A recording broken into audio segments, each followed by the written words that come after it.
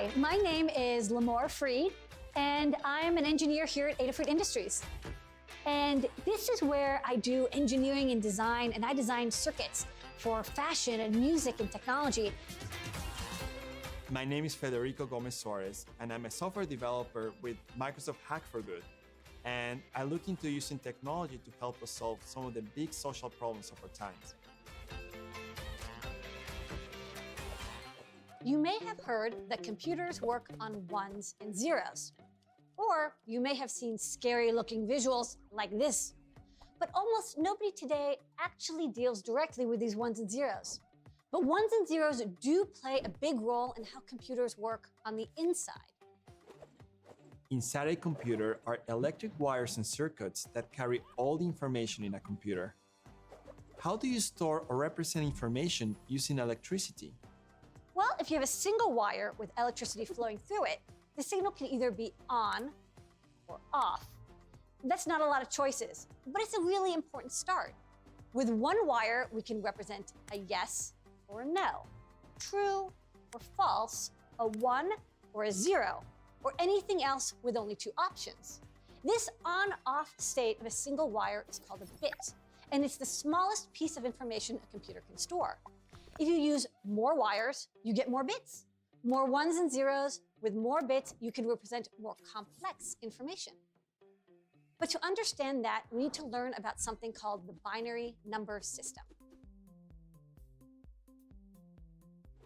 In the decimal number system, we have 10 digits from 0 to 9, and that's how we've all learned to count. In the binary number system, we only have 2 digits, 0 and 1. With these 2 digits, we can count up to any number. Here's how this works. In the decimal number system we're all used to, each position in a number has a different value. There's the 1 position, the 10 position, the 100 position, and so on. For example, a 9 in the 100 position is a 900.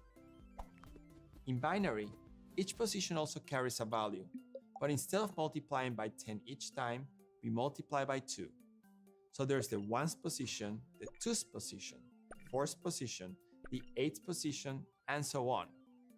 For example, the number 9 in binary is 1, 0, 0, 1. To calculate the value, we add 1 times 8 plus 0 times 4 plus 0 times 2 plus 1 times 1. Almost nobody does this math because computers do it for us. What's important is that any number can be represented with only ones and zeros, or by a bunch of wires that are on or off. The more wires you use, the larger the numbers you can store. With 8 wires, you can store numbers between 0 and 255. That's 8 ones. With just 32 wires, you can store all the way from 0 to over 4 billion. Using the binary number system, you can represent any number you like. But what about other types of information, like text, images, or sound? It turns out that all these things can also be represented with numbers.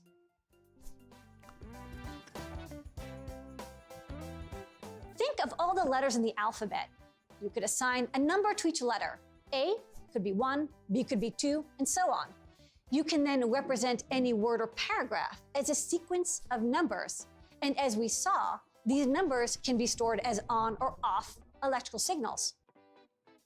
Every word you see on every web page or your phone is represented using a system like this.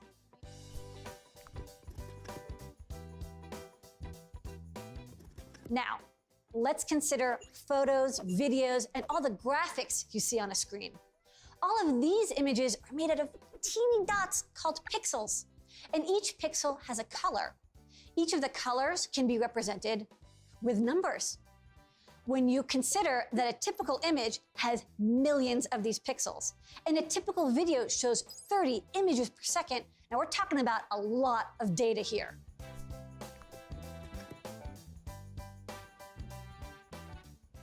Every sound is basically a series of vibrations in the air. Vibrations can be represented graphically as a waveform. Any point on this waveform can be represented by a number. And this way, any sound can be broken down into a series of numbers. If you want higher quality sound, you would pick 32-bit audio over 8-bit audio. More bits means a higher range of numbers.